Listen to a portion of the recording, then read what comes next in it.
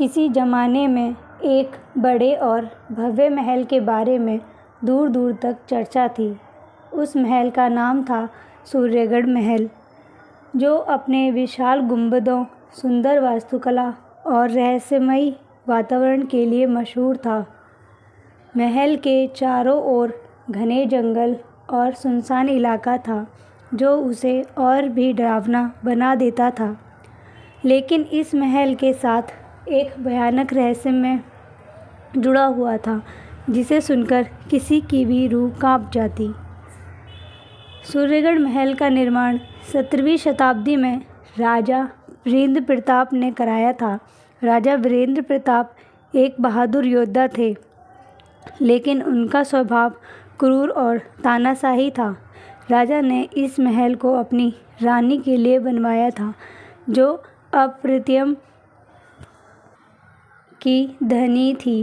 कहते हैं कि महल के निर्माण में हजारों मजदूरों और कारीगरों ने कई वर्षों तक मेहनत की, लेकिन राजा की लालसा यहीं ख़त्म नहीं हुई। महल के निर्माण के बाद उन्होंने कारीगरों को मार डालने का आदेश दिया, ताकि कोई और ऐसा भव्य महल न बना सके। यह महल जितना खूबसूरत था, उतना ही श्रापित भी। कहते हैं कि कारीगरों की मौत के बाद उनकी आत्माएं महल में भटकने लगी। धीरे धीरे महल में अजीब अजीब घटनाएं होने लगी।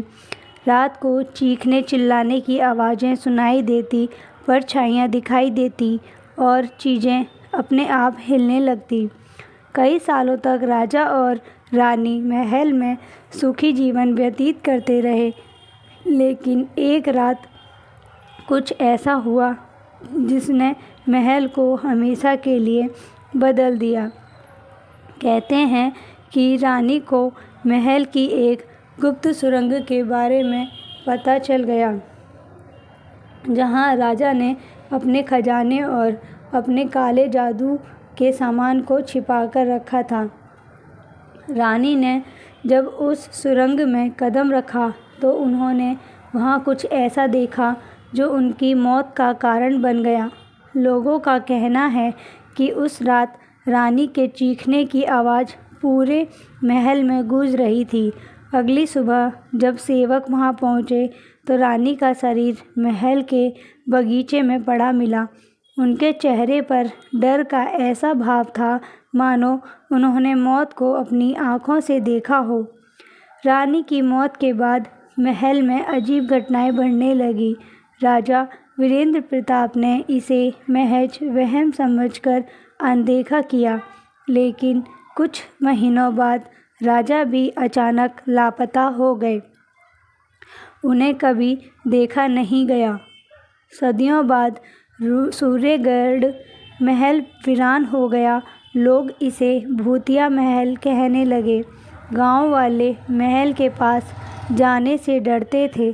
कहते हैं कि वहां जाने वाले लोग या तो पागल हो जाते हैं या फिर वापस नहीं लौटते। सालों बाद आधुनिक युग में 4 दोस्तों रोहित, काव्या, समीर और नेहा ने महल की रहस्यमयी कहानी सुनने के बाद वहां जाने का फैसला किया। वे सब घुमक्कड़ी और रोमांच के शौकीन थे। वे एक ठंडी और अंधेरी रात में महल पहुंचे। महल के गेट पर मोटी लोहे की जंजीर लगी थी, जिसे तोड़कर वे अंदर घुसे। अंदर का दृश्य देखकर वे स्तंभ रह गए। महल में सब कुछ जर्जर हो चुका था। दीवारों पर दरारें थीं, फर्श पर धूल और मकड़जाल फैला था। जैसे जैसे वे महल के अंदर बढ़े, अजीब अजीब घटनाएं होने लगीं। पहले उन्हें हल्की फुसफुसाहटें सुनाई दी, फिर किसी के कदमों की आवाज़ आई। काव्य ने पीछे मुड़कर देखा, तो ऐसा लगा कि कोई परछाई उनके पीछे पीछे चल रही है। महल के भीतर एक बड़ा दरबार हॉल था। वहां पहुंचते ही अचानक दरवाजे अपने आप बंद हो गए। चारों दोस्तों ने डरकर एक दूसरे का हाथ थाम लिया। तभी समीर ने देखा कि दीवार पर एक पुरानी तस्वीर लटकी थी जिसमें राजा और रानी की छवि थी। जैसे ही उसने उस तस्वीर को छुआ, उसे ठंडी हवा का झोंका महसूस हुआ और तस्वीर से खून टपकने लगा। अब तक सभी का डर बढ़ चुका था। रोहित ने सबको समझाया कि वे जल्द से जल्द महल से बाहर निकल जाएं, लेकिन महल के रास्ते भूल भुलैया जैसे थे। वे जैसे ही बाहर जाने का रास्ता खोजने लगे, अजीब अजीब आवाज़ें तेज होने लगी। नेहा ने अचानक एक दरवाज़ा देखा जो आधा खुला हुआ था। वह जिज्ञासा में उस दरवाजे की ओर बढ़ गई। बाकी दोस्तों ने उसे रोकने की कोशिश की, लेकिन वह अंदर चली गई। अंदर का दृश्य बेहद डरावना था। वहाँ एक पुराना पलंग था जिस पर किसी का कंकाल पड़ा था। नेहा के अंदर जाते ही दरवाज़ा बंद हो गया और उसकी चीख महल में गूंज उठी। बचे हुए 3 दोस्तों ने नेहा को बचाने की कोशिश की, लेकिन वह वहाँ नहीं मिली। अब तक उनके भीतर का डर अपनी चरम सीमा पर था। तभी राजा वीरेंद्र प्रताप की आत्मा प्रकट हुई। उसकी आंखें लाल थीं और वह कहने लगा, यह महल मेरा है, कोई इसे छोड़कर नहीं जा सकता। चारों दोस्तों ने जैसे तैसे अपनी हिम्मत जुटाई और वहाँ से भागने की कोशिश की। वे एक गुप्त सुरंग में पहुँचे जहाँ राजा का खजाना और काले जादू के चिन्ह दिखाई दिए।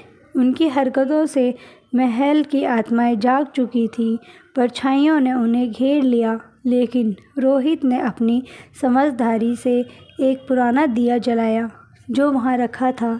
दिया जलते ही आत्माएं चीखने लगी और धीरे धीरे गायब हो गईं।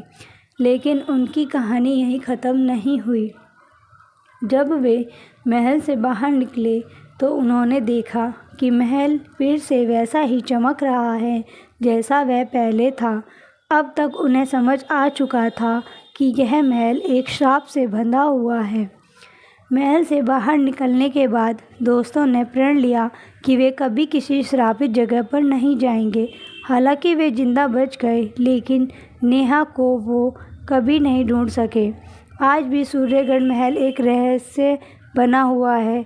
वहाँ जाने की हिम्मत बहुत कम लोग करते हैं, लेकिन जो भी वहाँ जाता है वह कभी वैसा नहीं लौटता।